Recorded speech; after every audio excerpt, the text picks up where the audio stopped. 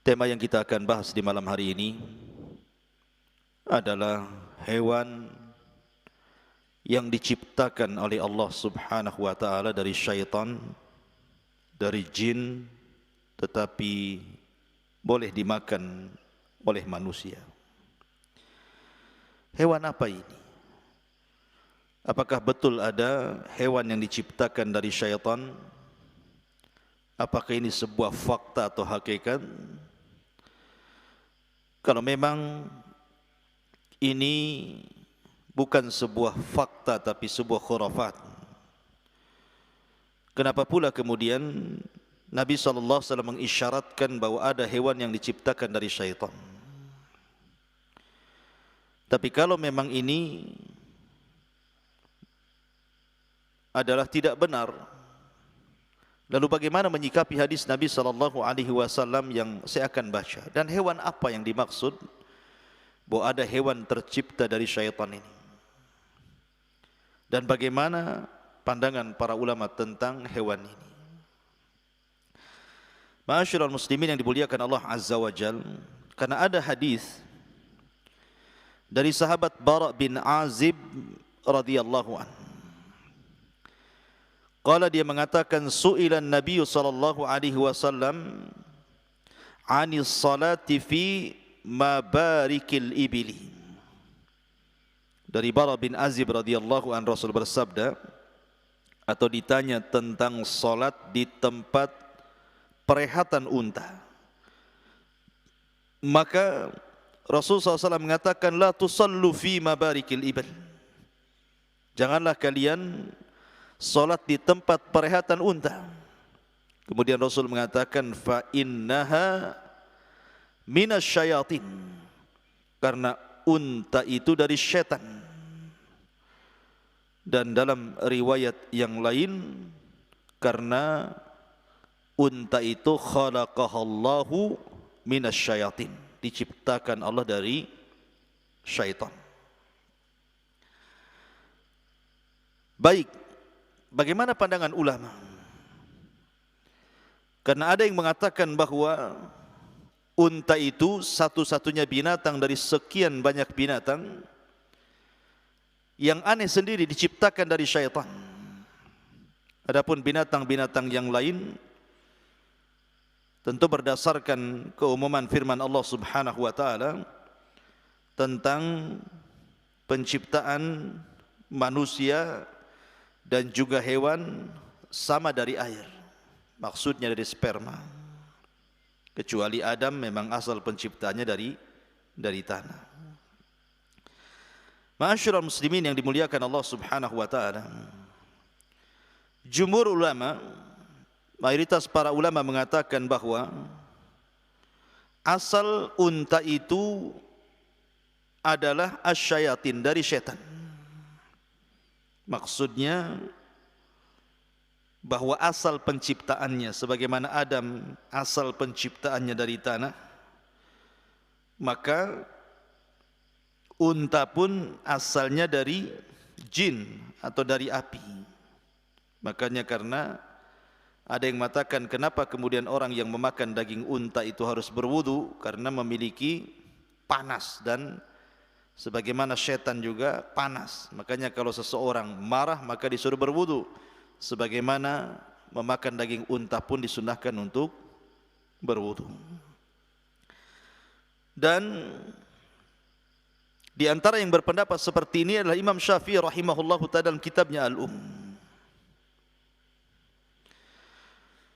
Tetapi sebagian para ulama mengatakan bahwa yang dimaksud kalimat Nabi SAW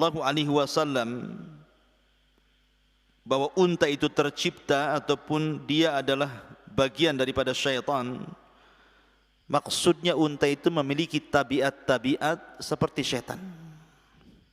Jadi unta itu memiliki tabiat-tabiat dibandingkan hewan-hewan yang lainnya. Dia seperti syaitan. Dia mudah marah, pendendam. Kemudian kalau ada orang yang menyakitinya, dia tidak akan lupa dengan orang itu. Ya.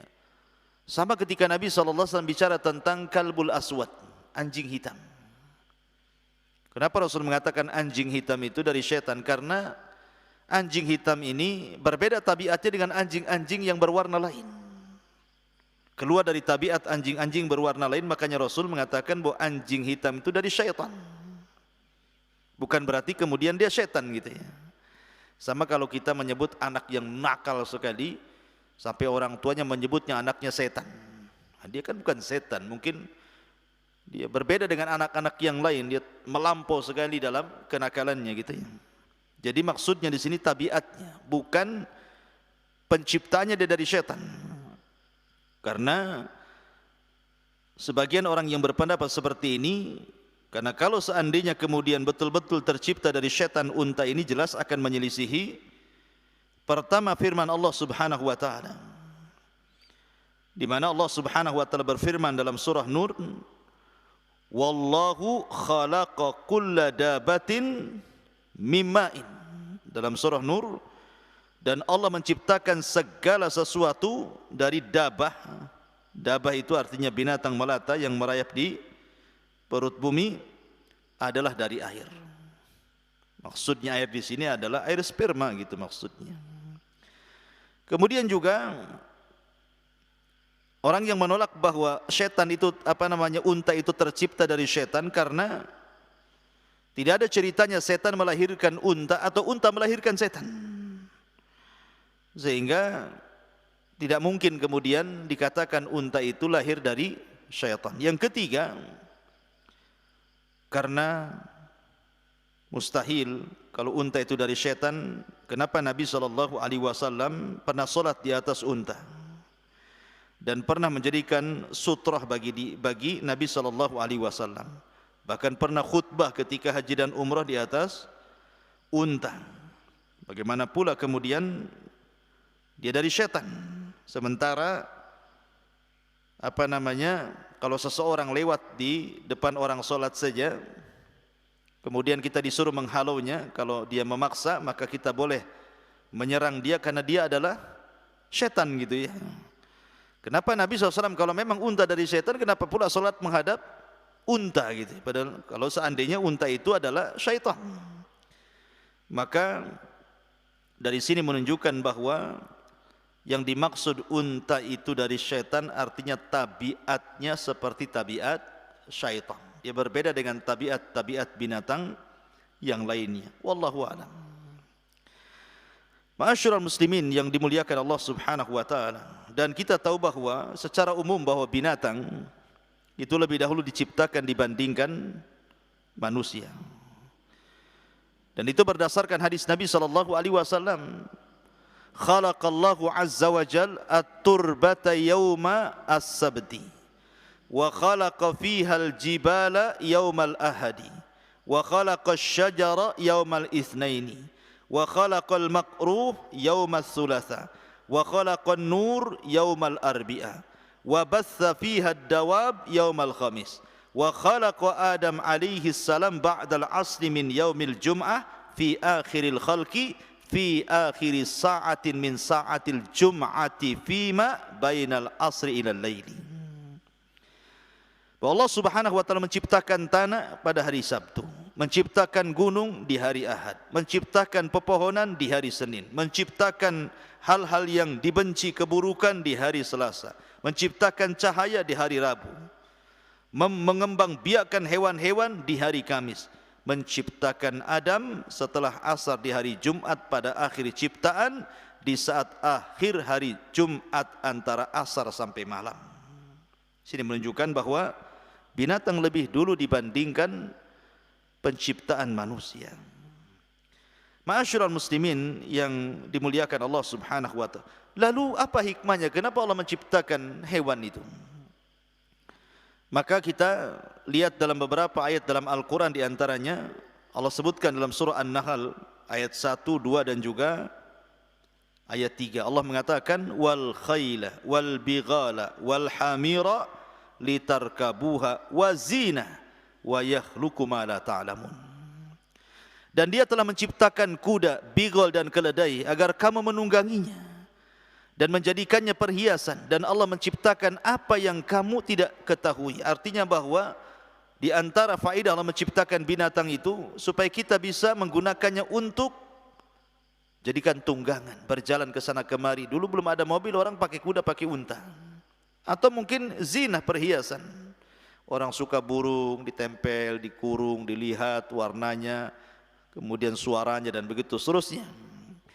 Kemudian juga Allah mengatakan wal an'am khalaqaha lakum fiha dif'un wa manafi'un wa minha ta'kulun. Dan hewan ternak telah diciptakannya untuk kamu, padanya ada bulu yang bisa menghangatkan kamu. Dulu kulit binatang untuk jaket gitu ya, supaya hangat badan kita. Kemudian juga berbagai macam manfaat.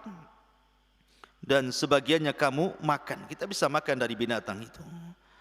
Kemudian juga ayat yang lain, wa huwallazi sakharal bahra litakulu minhu lahman tariyan wa tastakhriju minhu hilyah talbasunaha wa taral fulka mawakhira fihi walitabtagu min fadlihi wa la'allakum tashkurun. Dan dialah yang menundukkan lautan untukmu agar kamu dapat memakan daging yang segar, maksudnya ikan di dalamnya. Kemudian diambilnya dari lautan itu perhiasan yang bisa kamu pakai. Kamu juga melihat perahu berlayar padanya, dan agar kamu mencari sebagian karunia-Nya, dan agar kamu bersyukur, dan banyak lagi manfaat dan faedah binatang itu diciptakan. Tetapi memang unta ini berbeda dengan binatang-binatang yang lainnya. Karena Allah banyak menyebut dalam Al-Quran tentang binatang unta ini. Bahkan dijadikan renungan. Sebagaimana Allah mengatakan, afala yanzuruna ilal ibili kaifa khuliqat. Tidakkah kau lihat bagaimana unta Allah ciptakan itu? Banyak kuasa-kuasa Allah ada pada unta yang menunjukkan bahwa di sana ada sang pencipta yang menciptakannya. Di mana unta bisa bertahan berbulan-bulan tanpa minum di padang pasir. Kalau pergi dia tahu tempat jalannya. Kalau dia benci dengan orang, dia akan terus mengingati dan tidak pernah melupakannya, dan begitu seterusnya. Tapi dia pun bisa tunduk kepada anak kecil kalau itu adalah pemiliknya. Luar biasa unta, dijelaskan di dalam Al-Quranul Karim. Intinya bahwa unta yang dikatakan oleh sebagian orang dia adalah tercipta dari syaitan adalah tidak benar. Karena keumuman firman Allah Azza wa Jalla bahwa setiap binatang itu dicipta dari air. Walaupun ada yang mengatakan maksud air di sini adalah sperma. Ada juga yang mengatakan unsur penciptaan binatang itu bagiannya adalah air. Tapi yang jelas bahwa dia bukan tercipta dari syaitan. Adapun hadis Nabi yang mengatakan dia dari syaitan, sekali lagi saya katakan maksudnya adalah tabiatnya. Jadi tabiatnya menyerupai syaitan. Makanya kenapa orang tidak boleh salat di tempat rehatnya unta, bahkan orang yang makan daging unta saja disuruh untuk berwudu. Wallahu a'lam, mudah-mudahan ada manfaatnya. Subhanakallahumma bihamdika asyhadu an la ilaha illa anta